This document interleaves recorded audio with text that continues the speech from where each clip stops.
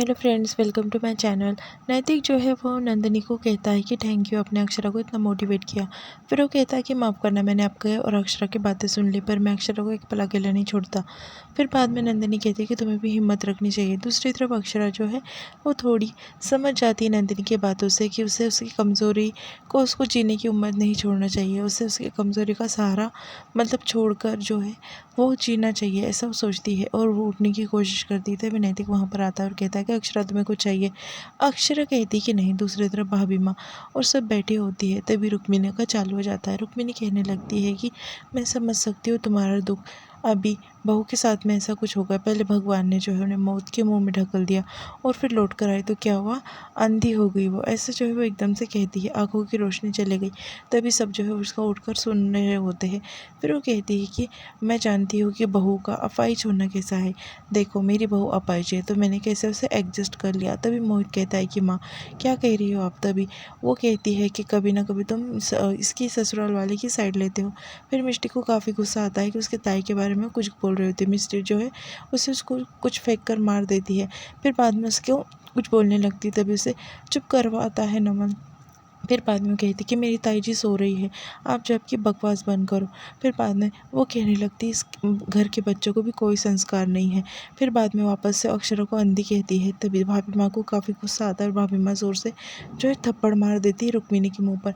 सब हैरान हो जाते हैं कि भाभी माँ ने जो है रुक्मिणी को थप्पड़ मार दिया है।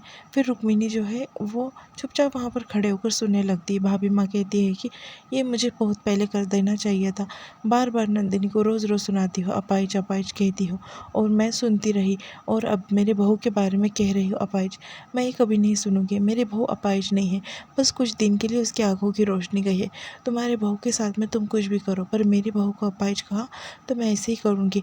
फिर बाद में वहाँ से जो है वो चले जाती है।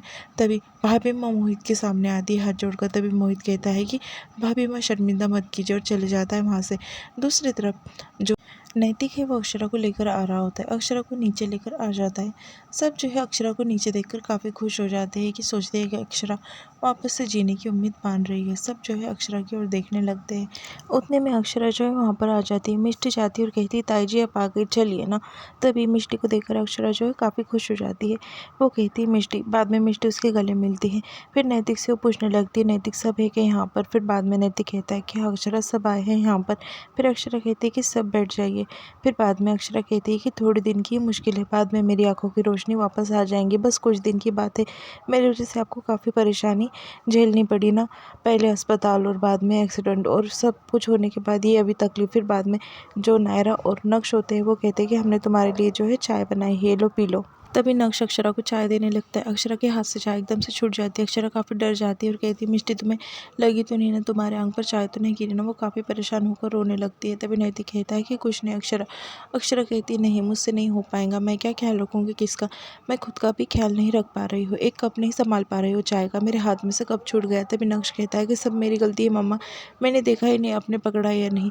तभी अक्षरा टूट जाती है। फिर बाद में सबसे हौसला देते, फिर बाद में उसे बिठा देते, कोई बात नहीं अक्षरा। फिर बाद में नक्श जो है वो समझाने लगता है और देवयानी और सब बाकी सब कहने लगते हैं कि अक्षरा कुछ नहीं होगा, तुम बहुत जल्दी ठीक हो जाओगे, कुछ दिन की ही बात है। बाद में सब उसे हौसला देने लगते हैं। फिर हौसले से वो मान जाती सबके।